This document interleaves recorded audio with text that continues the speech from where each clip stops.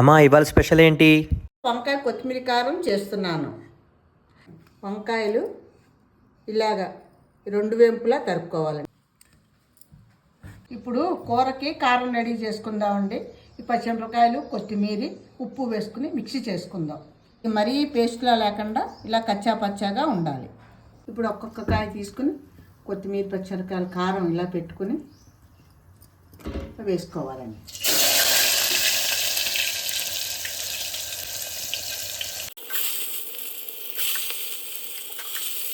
ఇప్పుడు ఈ వంకాయలు వేసుకుంటాం కదండి, కొంచెం ఫ్లేమ్ హైలోనే ఉండాలండి. ఓ 10 నిమిషాలు అంటే మనం చూసుకుంటూ ఉండాలి. మగ్గి దాకా వేయించుకుని తర్వాత మగ్గిన దాకా సిమ్లో పెట్టుకోవాలి. ముందే సిమ్లో పెట్టుకుంటే కాయలు కంట్రెక్కిపోయి గట్టిగా ఉంటాయండి. ఇలా బేసిన్ పెట్టుకుని దీంట్లో కాస్త నీళ్ళు పోసుకున్నాం అనుకోండి, లోపల కాయలు మగ్గుతాయండి.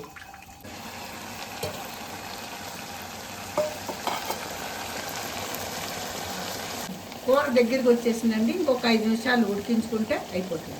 కూర అయిపోయిందండి. వంకాయ కొత్తిమీర కారం కూర రెడీ. రుచికరమైన వంటలను ఆస్వాదించండి. ఇంకా ఇలాంటి వంటల కోసం ఫాలో చేయండి, లైక్ చేయండి, షేర్ చేయండి.